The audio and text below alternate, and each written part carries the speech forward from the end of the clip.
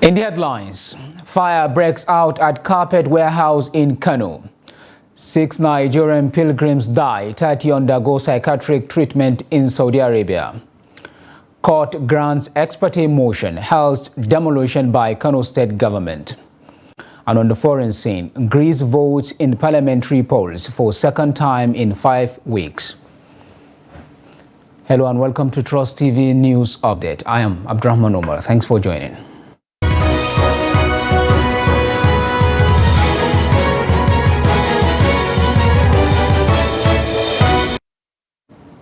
Fire outbreak has razed 2 carpet warehouses belonging to Noble Carpet and Rugs at Ibrahim Tai Road in Kano. Daily Trust observed that 3 warehouses are affected, whereby 2 were razed down to ashes, including the building completely damaged. But 1 was saved and items inside were evacuated. It was also guarded that the warehouses were loaded full of carpets and rugs worth millions of naira, while the 2 have the capacity of taking at least 7 trucks, according to one of the owners of the place who asked not to be mentioned. Speaking, the Public Relations Officer, Kano Fire Service, Saminu Abdullahi, said they cannot quantify the loss, yet adding that the cause of the fire is highly associated with electricity faults, as the warehouses has electricity wires on it. The fire has been brought under control with the efforts of the operatives of the Kano Fire Service and contributions from other couple of companies' firefighting facilities.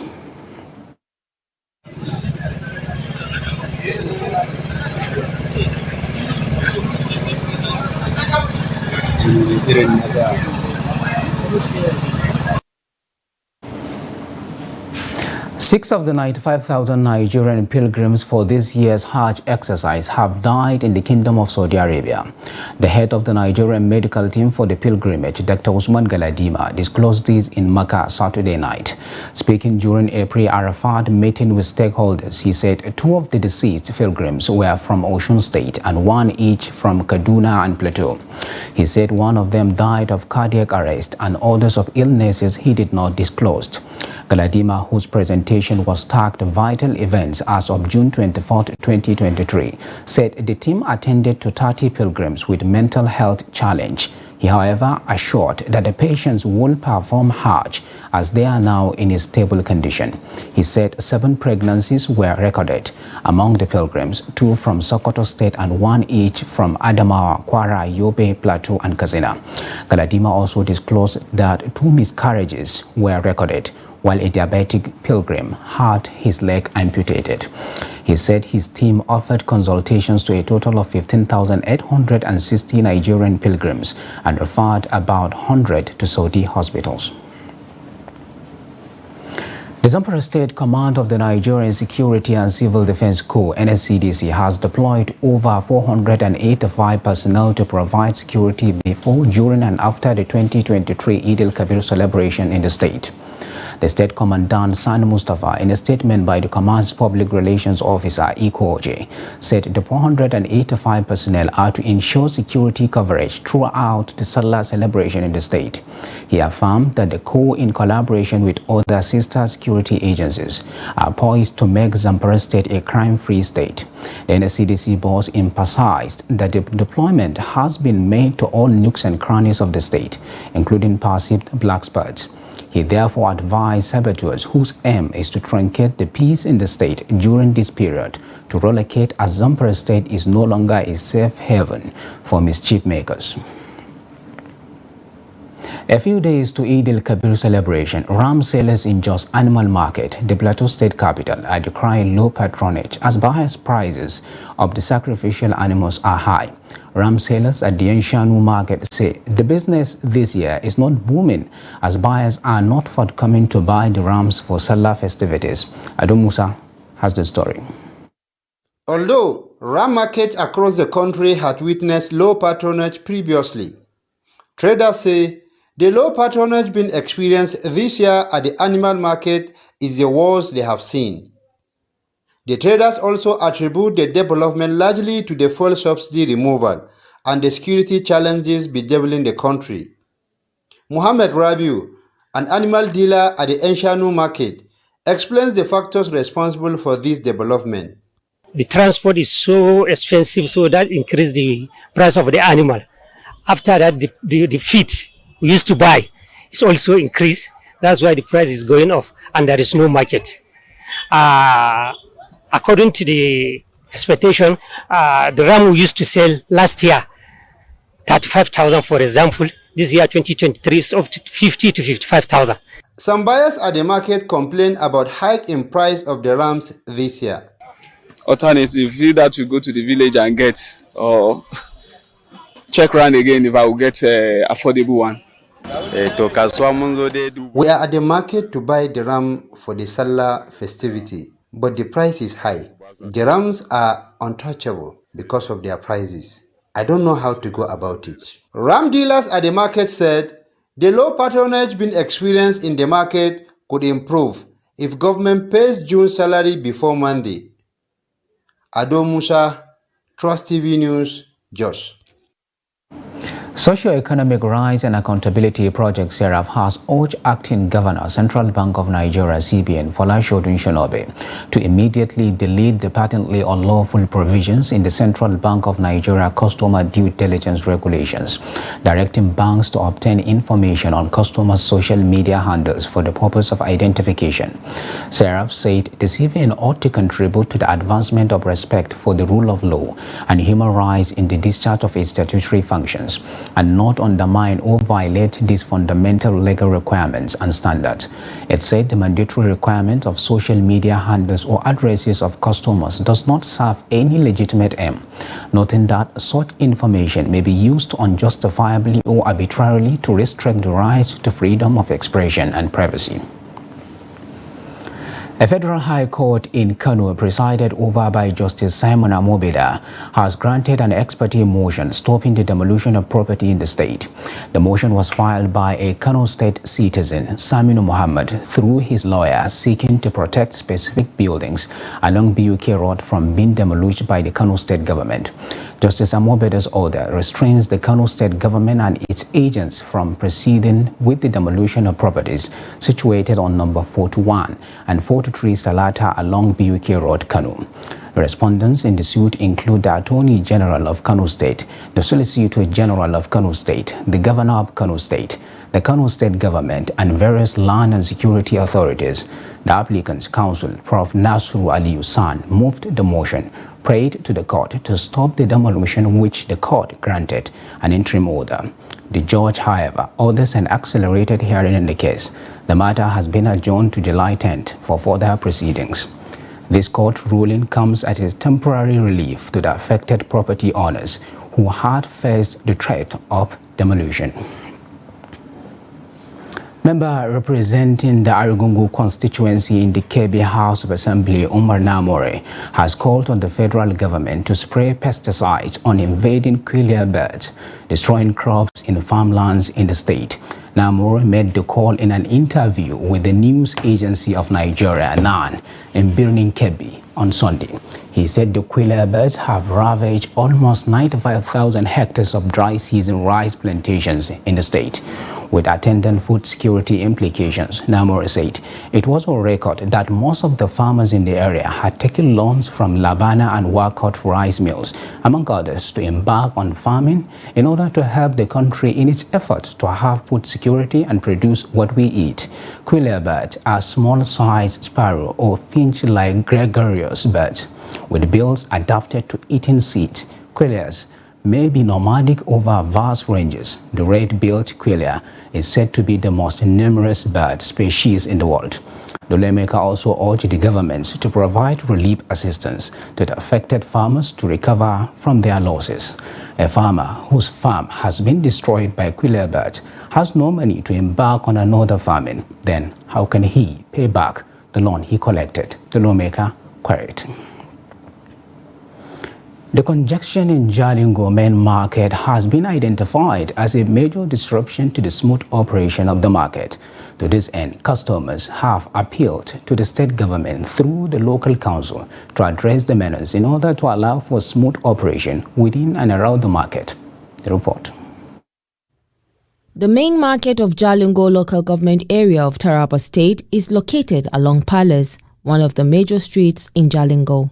The market has a daily patronage of over 10,000 people who throng it for different purposes.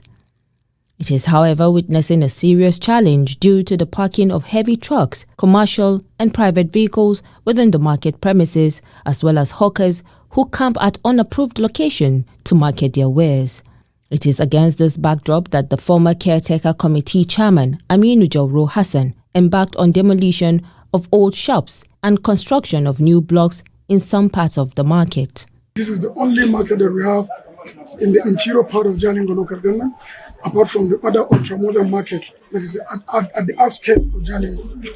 But because of security reasons and because of the fact that that market outside Jalingo has not been fully patronized, hence the need for us to ensure that what we have at hand needs also to be rehabilitated so as to give the people in the market, and indeed those that are patronizing the market, sense of belonging, and apart from that, a peaceful environment for business to thrive.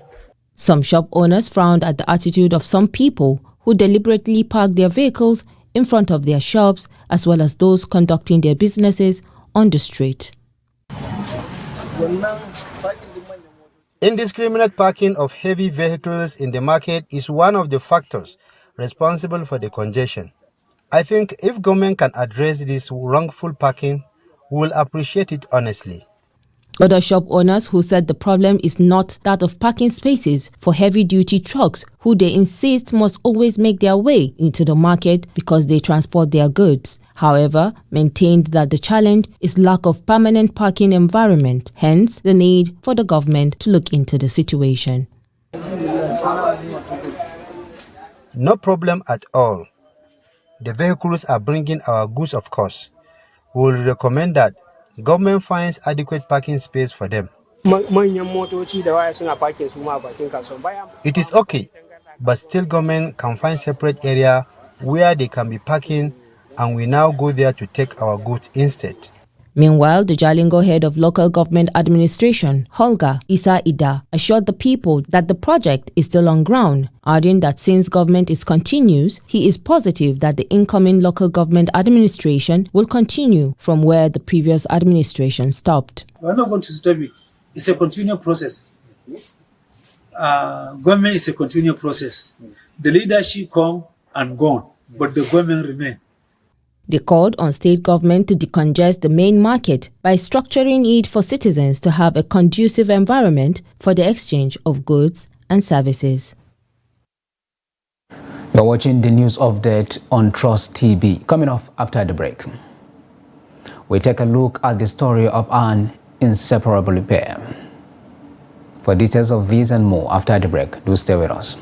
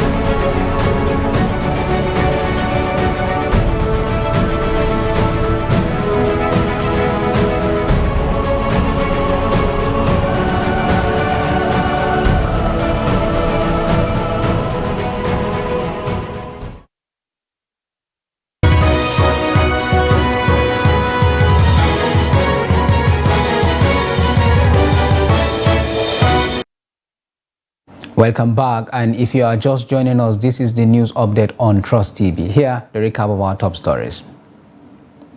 Fire breaks out at Carpet Warehouse in Kano.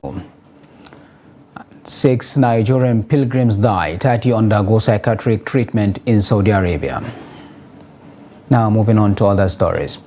The Joint Admissions and Matriculation Exam Board (JAMB) has set the cut-off mark for the 2022-2023 admissions into universities across the country at 140 and above. This was disclosed on Saturday by the Registrar of the Board, Prof. Ishaq Oloyede, during a presentation at the 2023 policy meeting on admissions to tertiary institutions and awards held in Abuja. Oloyede also noted that the board had approved a score of 100 as the cut-off mark for polytechnics and colleges of education. However, the JAMB registrar said universities are at liberty to decide individual cut-off marks, but no university will be allowed to admit any candidate who scores below the 140 benchmark. Also at the policy meeting, the federal government charged JAMB to maintain the sanctity of its examination at all times. The Permanent Secretary, Ministry of Education, David Adojo, said that a compromised examination system will impact negatively on the nation's workforce. One must have in a lady or woman's living space, luggage or even handbag at any given time is mirror. This is because they have the habit of occasionally staring at the mirror, be it at home, work, school or any other place. In this report, Victoria Tokolo takes a look at why women love staring at mirrors even at the unlikeliest of places and times. The report is presented from our studio. According to a survey conducted by specialists of a cosmetics brand, on average, women spend 3,276 hours or 136 days on makeup, hair, and clothing choices. In all of the above time, they are staring at the mirror, admiring how suitable or not they appear. Outside their closets, the most popular places they look at themselves include the glass of the car, the phone screen, shop windows, etc. Women use mirror because it's an addictive habit. We use it to check if our makeup is okay, if you are looking fine, if there's need for changing something. That's how we use it. So it's just addictive. We are addicted to it. Unconsciously, we check the mirror. That's why you see women when they see any form of mirror, they want to see if I'm okay or not. It's just an addictive habit. We women, we like mirror. We like using mirror to check ourselves. When we rub powder, we like to see as we look. We put eye pencil or makeup, any makeup we make, we like to see ourselves in the mirror and see how beauty or how nice we are before we go out. It's for validation, which may or may not reflect their true identities. Mirror is a must for us to appreciate ourselves more as a God creature. Then to always look at if probably your dressing is not correct while walking on the road. At times we use our phone on the road to actually check the way we dressed from inside. Then when we get outside as well, we check ourselves again. And if we are good to go, that's all. Oh, mirror is a must for all the women because we normally look at mirror to appreciate ourselves, to see how we look like. Am I beautiful? Am I not beautiful? If I go out this way, will people appreciate or not? So I think that is the purpose of using the mirror. You know, in creation, women are points of attraction. And then for the fact that they are an element of attraction, there is nowhere any woman will go. You see the beauty, you see the uniqueness. So for them, it is just to ensure that they are rightly representing that point of attraction that they are. That is why they look into the mirror, to get that core assurance, of their attractive look, before they go into the public space. And you see, women who are well prepared, they are point of attraction, as I said, that there is nowhere they get to. They always attract, everybody there. So looking at the mirror is just to ensure that, they are at core parity according to their individual sense of what their beauty is. So that is just to ensure the assurance, of their beauty. Despite some psychologists believing that one of the reasons women frequently look at themselves in the mirror is narcissism and vanity, they remain attracted to mirrors because they want to be seen to be appropriate at all times. As the federal government moves to unify dollar to naira exchange rate, some Bureau de Change BDC operators have described the move as a welcome development. According to them, it will open doors for the influx of dollars into the country and ease transactions and businesses. Abbas Ibrahim Dalibi now reports. The BDC operators applauded the move by the federal government to unify exchange rates and also allow commercial banks to decide the price of dollars. Mohammed Buba, who deals in currency exchange at Alaba International Market and also doubles as the public relations officer of the Marketers Union of Alaba International Market, disclosed that the move will ease business transactions for Nigerians and also improve business activities in the country. I want to commend the current president of Asiwaju Bola Ahmed Tinubu for having this courage to bring this policy down. But this policy of what the civilian governor Emefiele came on board and distract the BDC, it makes everything become difficult for even the BDC owners. Those that we have inflow, we normally bid to have access to the cash of USD. And with this new policy, I believe the economy, it will boost the economy. All the whole banks can be doing business. If you go to the banks now, you see the activities is higher than what it is before because of the inflow and the access to the USD. And the rates also, it affects the business. A trader can have access to USD and transfer to abroad, direct to China, direct to any company all over the world. So it's a welcome idea.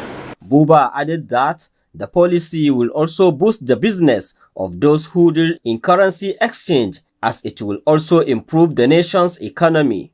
Most traders rely on the BDC owners, on the Bureau de Change, because they are the one that knows the business very well, and most times the dollar cash or transfer is difficult for them to have it. But for now, it will be easy for them to have it and the business will be flowing because BDC, those days we are getting 20,000 per week, while now you can have dollar in anywhere. Saadu Gulma, who has been in the business of currency exchange for a decade, appreciated the gesture, adding that the move will also sanitize the business.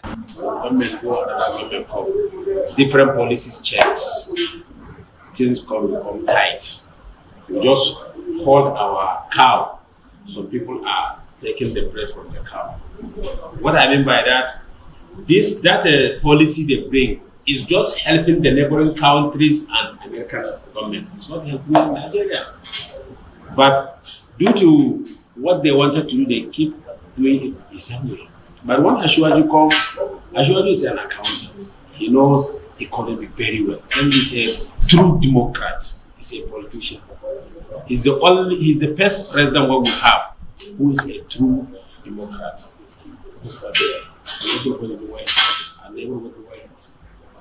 I think what he has done in these 3 weeks make everybody happy in this country.